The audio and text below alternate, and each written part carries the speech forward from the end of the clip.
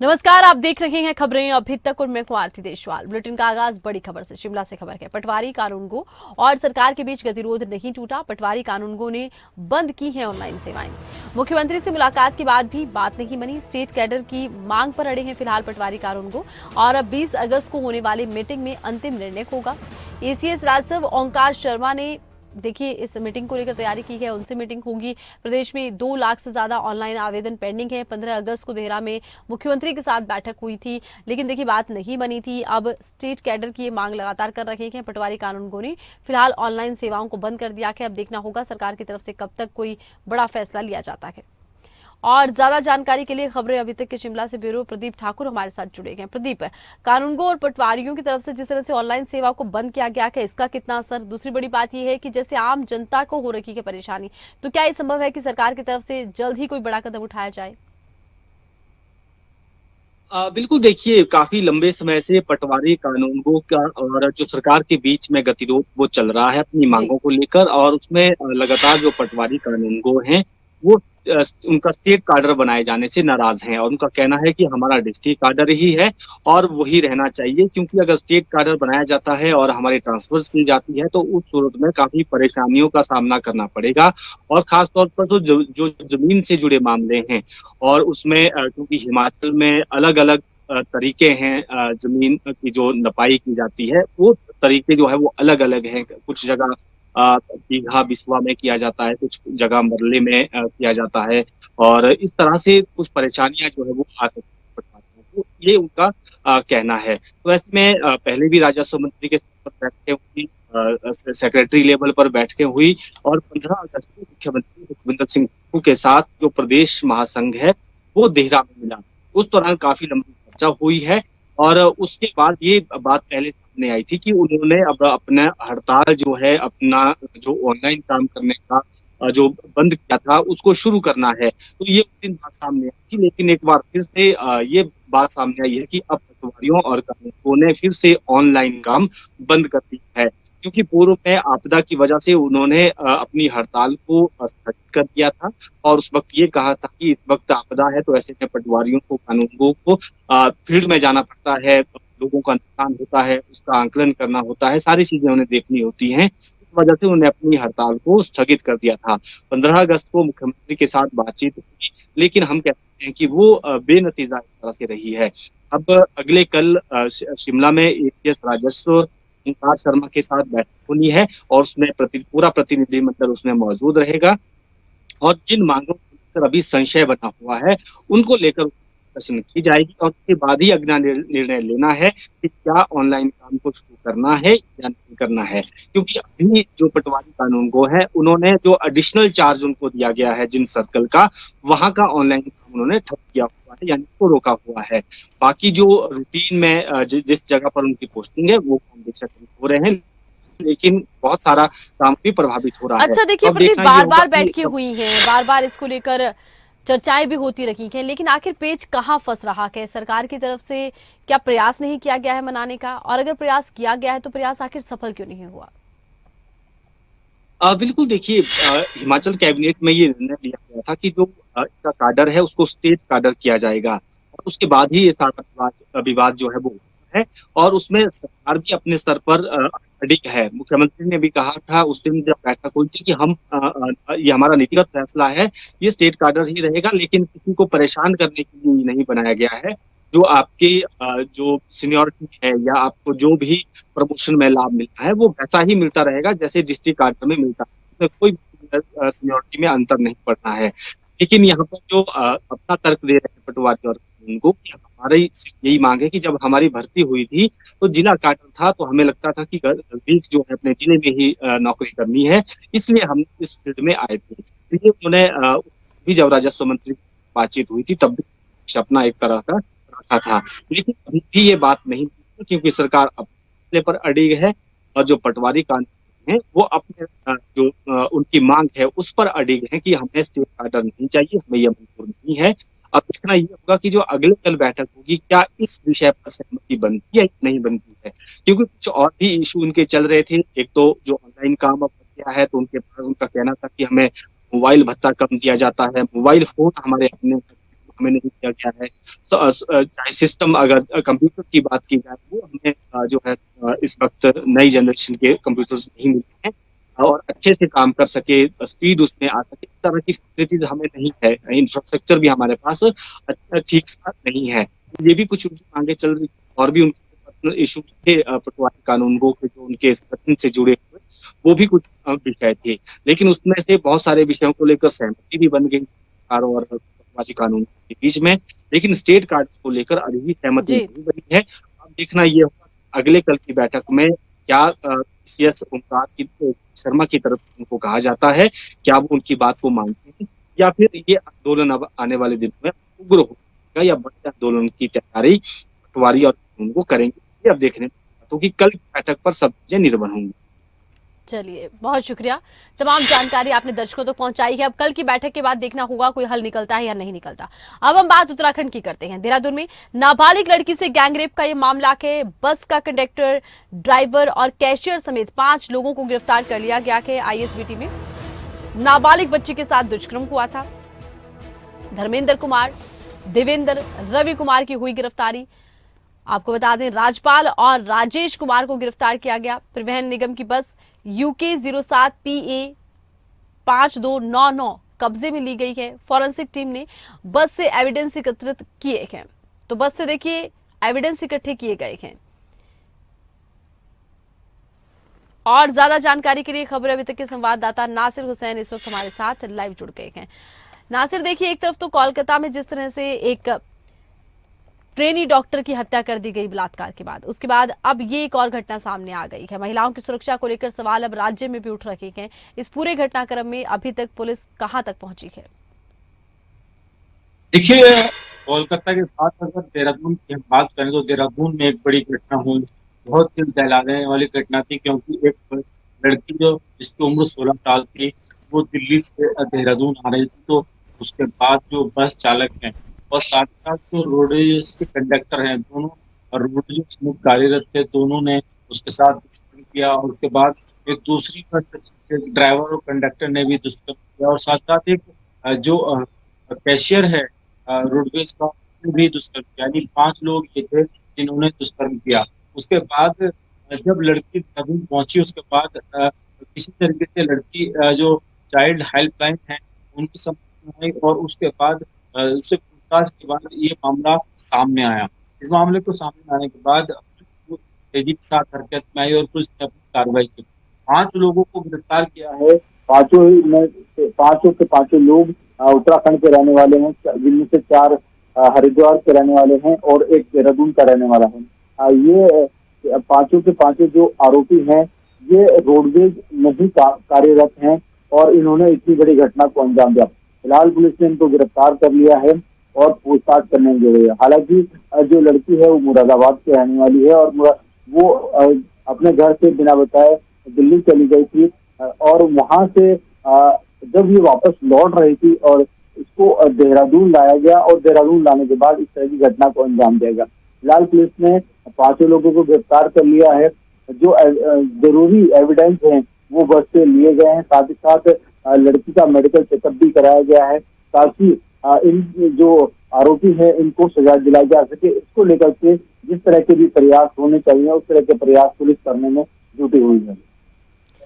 अच्छा, देखिए, इस पूरे घटनाक्रम में अभी तक पुलिस का कहना यह है कि एविडेंस हम इकट्ठा कर रखे हैं, गिरफ्तारियां हो चुकी हैं, लेकिन इस पूरी घटना के मास्टरमाइंड को लेकर या पूरी घटना आखिर पेश कैसे आई, आखिर इस लड़की को यहाँ कौन लेकर आया था, क्या किसी तरह के खुलासे हुए हैं? देखिए, रोडवेज बस यानी आईएसबीटी देहरादून में ये लड़की 13 अगस्त के दिन मिली थी। जो वहां पर जो गार्ड हैं, जो वो ड्यूटी कर रहे थे, उन्होंने देखा एक लड़की किनारे पर बैठी हुई है।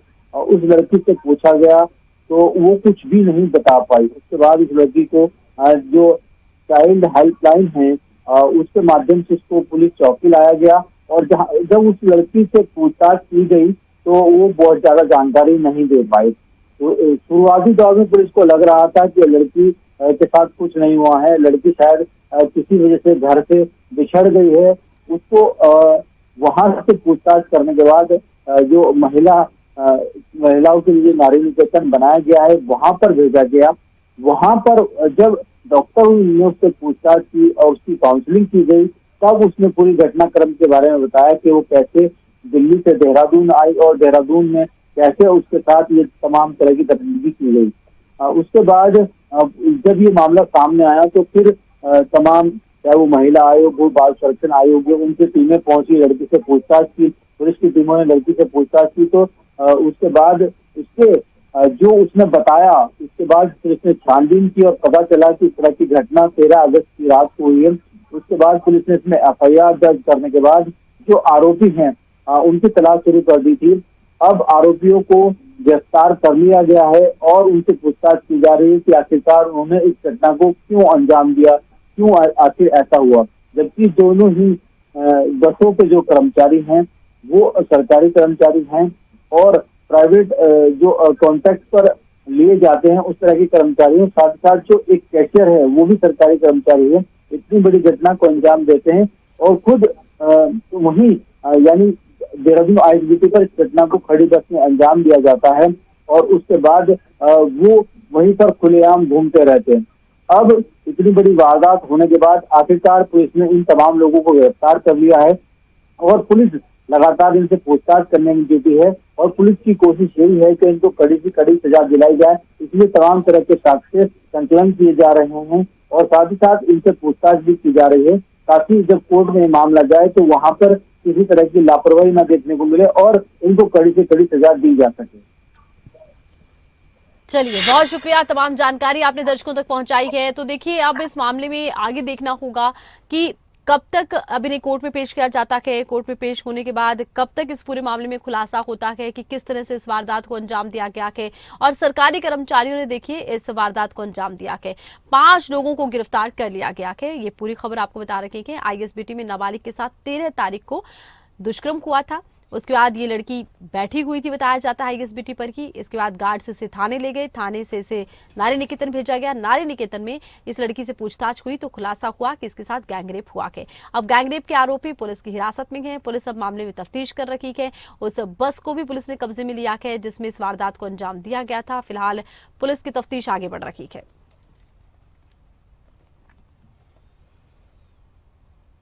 चरखी विधानसभा क्षेत्र में लगातार सक्रिय सुनील शर्मा डूडीवाला परिवार मिलन समारोह कर रहे हैं। सुनील डूडीवाला ने खबरें अभी तक से खास बातचीत की। हरियाणा भूमि सुधार एवं विकास निगम की MD हैं सुनील डूडीवाला। परिवार मिलन समारोह के जरिए क्षेत्र के लोगों के बीच जा रहा हूं। कार्यक्रम के जरिए इलाके की आवाज उठा रहा हूं। नशा खत्म करना, सफाई व्यवस्था, पानी की व्यवस्था के मुद्दे उन्होंने बताया कि उनके हैं। चरखी दादरी का विकास करना चाहता हूं, सुनील डूडीवाला का ये बयान। हरियाणा विधानसभा चुनाव में जहां तमाम राजनीतिक दल अपनी अपनी ताल ठोक रहे हैं, तमाम राजनेता चुनावी ताल ठोक रहे हैं, वहीं कुछ अधिकारी भी है जो सामाजिक कार्यक्रमों के जरिए कहीं ना कहीं चुनावी दंगल में उतरने की तैयारी कर रहे हैं। इसी बीच हम चरखी दादरी विधानसभा सीट में पहुंचे जहां पर हरियाणा सरकार में एक बड़े अधिकारी हैं सुनील डूडीवाला जो चुनावी ताल ठोक रहे हैं। सर, सबसे पहले तो आपके कार्यक्रम में परिवार मिलन समारोह, कब से आप ये परिवार मिलन समारोह कर रहे हैं? कितने कार्यक्रम आप कर चुके हैं? किस तरीके का जो एक आपने सामाजिक कार्यक्रम के जरिए ताल ठोकी है, क्या कार्यक्रम है आपके? और सब पहले तो आपने कहा कि कोई राजनीतिक कार्यक्रम नहीं होता। देखो, हमने समाज में जन्म लिया है तो हमारा भी समाज के प्रति उत्तरदायित्व बनता है। कुछ देने का समय भी होता है। हमेशा केवल इनकमिंग नहीं होनी चाहिए लाइफ में। हमेशा हर आदमी को देखोगे आने दो, कभी जाने भी दो। आपने कहा कि हमने एक श्रृंखला चलाई है परिवार मिलन समारोह। विगत 2-3 सालों से दादरी हलके के प्रत्येक गाँव में हमने पहले शुरुआत करी, हमने नशा मुक्त दादरी। उस अभियान में मैंने एक साइकिल यात्रा निकाली। 65 के 65 गाँव में मैं साइकिल पे गया। हमने हर व्यक्ति से मिले, पहुँचे, हर बैठक में गए, हर महिलाओं से मिले, नशे के बारे में उनको अवगत कराया। उस टाइम एक सरकार की भी एक नशा मुक्त मैराथन साइकिल यात्रा चली थी। उसके बाद वो साइकिल यात्रा मेजर शहरों से गुजरी थी। तो मेरे मन में विचार है क्यों ना इसको गांव ढाणियों से गुजारा जाए। हम प्रत्येक गांव की पगडंडी पे भी गए, जहां खेत में भी करता वहां भी गए। हमने लोगों को नशे के खिलाफ जागरूक किया। इसके अलावा पानी के मुद्दे भी आपने उठाए? हमने कई मुद्दे उठाए उस नशा मुक्ति के बाद। सफाई के मुद्दे और सफाई और नशा, 3 चीज़ों के लिए हमने व्यापक रूप से काम किया। उसी कड़ी में हमने एक परिवार मिलन समारोह किया। हमने 19-20 परिवार मिलन समारोह किए विगत 2 सालों में। किसी भी पार्टी का डंडा नहीं था, कोई झंडा नहीं, कोई नेता नहीं, कोई अभिनेता नहीं। उन 20 कार्यक्रमों में, मैं आजकल हर चीज़ सोशल मीडिया पे दिखती है, उन 20 कार्यक्रमों में 1 लाख से ज़्यादा आदमी सीधी शिरकत करिए। एक छोटा विषय नहीं है। एक आप ये देखो कि बिना किसी नेता, सुनील जी मानिए जो कार्यक्रम आपने कहा कि सामाजिक कार्यक्रम है, लेकिन मंच आप सामाजिक है, लेकिन जो मुद्दे उठते हैं वो राजनीतिक अपने आप ही हो जाते हैं। देखो मुद्दे राजनीतिक और सामाजिक नहीं होते। मुद्दे का मतलब होता है जो व्यक्ति के मन में पीड़ा है, मन में खुशी है, मन में दुख है। अब आपने देखा लोगों ने पानी पीने की बात बताई, ये मन की पीड़ा थी। कई लोगों ने मुझे बताया कि मेरे घर से 3 बच्चे नौकरी लगे। पारदर्शी नीति थी मनोहर लाल जी की, नायब सिंह सैनी जी की सरकार है। जो नीति जिसकी अच्छी होगी उसको आप अच्छी बताओगे, जिस नीति में कोई दिक्कत होगी। मैं नीति अच्छी बताते बताते कहीं ना कहीं बीजेपी की तारीफ कर रहे हैं। देखो मैं बीजेपी की तारीफ नहीं कर रहा, मैंने कहा माननीय तत्कालीन मुख्यमंत्री मनोहर लाल जी और इस समय माननीय मुख्यमंत्री नायब सिंह सैनी जी। मुख्यमंत्री, प्रधानमंत्री कॉन्स्टिट्यूशनल पोस्ट होती है, वो किसी पार्टी का नहीं होता। वो मुख्यमंत्री मेरे भी हैं, वो मुख्यमंत्री आपके भी हैं, वो मुख्यमंत्री इन सब के हैं। वो माननीय प्रधानमंत्री नरेंद्र मोदी जी मेरे भी हैं, आपके भी हैं, इन सब के हैं। ये पद मेरे भाई कॉन्स्टिट्यूशनल पोस्ट पे बैठा हुआ व्यक्ति किसी पार्टी का नहीं होता। इशारों में जो दादरी के जो पूर्व विधायक रहे हैं, पूर्व नेता रहे हैं, उनको भी कहीं ना कहीं टारगेट तो कर ही रहे थे इशारों में। मैं विचारधारा को टारगेट करता हूं, मैं किसी व्यक्ति को नहीं करता। मेरी विचारधारा क्या है कि परिवारवाद दीमक की तरह डस के खा रहा है। मैं शुरू से बोलता हूं, हमेशा देखो कि राजा का बेटा ही राजा। भाई ये सतपाल संघ ना, मैं किसी व्यक्ति का नाम है मेरे लिए आदर नहीं, जिनका नाम लिया मेरे पिता तुल्य हैं, मैं उनका बहुत सम्मान करता हूँ। मेरे पिता से भी ज्यादा उम्र के हैं सतपाल संगवान जी। सारा ऐसा नहीं होता। विधायक ने कैसे काम किया हल्के में? देखो वो तो जनता बताएगी। समस्या क्या होती है कि ये राजनीतिक प्रश्न है। आपको ये सवाल जब करना पड़ा, जब आप लोगों से मिल के देखो, उनसे पूछो। मैं तो ये कहता हूँ किसी भी व्यक्ति ने कोई कभी भी गलत काम नहीं किया। जिसकी जितनी बुद्धि थी, एबिलिटी थी, कैपेसिटी थी, उसने बढ़कर काम किया। लेकिन दिक्कत क्या होती है कि कैपेसिटी और एबिलिटी जनता देख नहीं पाती। बातों को घुमा रहे हैं, लेकिन आगे क्या? आगे कार्यक्रम ऐसे ही करेंगे या कोई राजनीतिक मंच आपका रूप ले लेगा? ये देखो भविष्य के गर्भ में क्या है मोर साहब, किसी को कुछ नहीं पता। आज हम बात कर सकते हैं कि 18 तारीख है, आज 18 अगस्त की बात हम 18 अगस्त को कर सकते हैं। शाम 7 बजे तक की बात मेरे से आप कोई पूछो। अब कल क्या होगा भगवान। आज आप अधिकारी हैं, अधिकारी के तौर पर बात कर रहे हैं, सामाजिक कार्यक्रम के तौर पर बात कर रहे हैं, लेकिन आने वाले 5 दिन की बात करें, 7 दिन की बात करें, क्योंकि विधानसभा चुनाव की घोषणा हो चुकी है, तो आपकी भी कोई इच्छा होगी कि राजनीतिक मंच से ज्वाइन करे, किसी पार्टी में जाएं, विधानसभा चुनाव की टिकट की ताल ठोकें? मेरी 2 इच्छा होती है कि दादरी के विकास के लिए परिवारवाद और जातिवाद, 2 ऐसे असुर, बोलूँगा इनको असुर शब्द, मैं माफ़ी चाहूँगा, ये 2 असुर बन गए हमारे लिए। और एक था बेचारा बेचारी, कोई आपके बेचारा बन के वोट ले गया, कोई बेचारी बन के वोट ले गया, हमारे को क्या मिला? मैं गली गली घूम लिया। मैं 65 गाँव में, हर गांव में 100, 150, 200 घरों में गया हूं। यानी मैंने हर गांव में 1000, 2000 व्यक्तियों से सीधा संपर्क किया है। मेरे पास हर गांव के 200-300 फोन नंबर मेरे मोबाइल में है। मैंने पीड़ा देखी, उनकी पीड़ा देख के मुझे 2 बड़ी नासूर लगे, परिवारवाद और जातिवाद। बट क्या आप देखो हर जगह कोई कह देगा ये पवार खाप है, कोई कह रहा है ये सांगवान खाप है, कोई कह रहा है ये फोगाट खाप है, कोई कह रहा है ये सतगामा है, कोई ये हमारे अचीना राजपूत कह देता है, कह रहा है कोई ब्राह्मण कहता नहीं। कोई ये नहीं कहता कि मेरी दादरी। मैं हमेशा बोलता हूँ मेरी दादरी मेरी जिम्मेदारी। अब जिम्मेदारी, दादरी मेरी जिम्मेदारी के लिए कोई राजनीतिक मंच से ज्वाइन करेंगे? भविष्य का किसी को कुछ नहीं पता, मैं तो आज का बोल सकता हूँ। आज मेरी प्राथमिकता मेरी दादरी, और दादरी शहर के साथ साथ मेरी दादरी का प्रत्येक गांव। जब तक गांव का विकास नहीं होगा शहर में कोई फायदा नहीं। छोटी छोटी चीजें हैं। अब जैसे हमने मुद्दे उठाए, मैं ये बोलता हूँ कि मेरे पास दादरी के प्रत्येक गांव का अगले 25-30 साल का विजन है। इसमें राजनीति की बात तो नहीं है। विजन होना, मैंने जन्म लिया यहाँ, मेरी जन्मभूमि है, गाँव डुडीवाड़ा छोटा सा है, दादरी हल्के का आखिरी गाँव है। लेकिन डुडीवाड़ा के लोग बोलते हैं कि दादरी हमारे गांव से शुरू होती है। दोनों बातें, आधा गिलास खाली आधा गिलास भरा। तो मैंने भी वहाँ जन्म लिया। मैंने ये महसूस किया जब तक गांव का विकास नहीं होगा शहर का विकास हो ही नहीं सकता। अब जैसे हमने पिछला कार्यक्रम सनस्पर में लिया, मैंने सनस्पर की 2 बात बताई। सनस्पर में इंटरनेशनल स्टेडियम बन रहा है, उस स्टेडियम को बनने में अगर जनप्रतिनिधि थोड़ा सा समय निकालते, वो बहुत जल्दी बन के तैयार होता, इंटरनेशनल स्टेडियम बनता। अब सनस्पर की बस स्टैंड की बात थी, अचीना की अलग समस्याएं हैं, स्वरूपगढ़ की अलग समस्याएं हैं। अब बोंद के उपमंडल की आवाज़ मैंने उठाई कि बोंद को उपमंडल बनना चाहिए, सावड़ में इंडस्ट्रियल एरिया बनना चाहिए, मैंने वो आवाज़ उठाई। अटल्ला के अंदर सैनिक स्कूल बनना चाहिए, मैंने वो आवाज़ उठाई। मैंने कोशिश करी प्रत्येक गांव में जो उसकी हिस्सेदारी है समान विकास उस गांव के प्रत्येक व्यक्ति तक पहुंचे।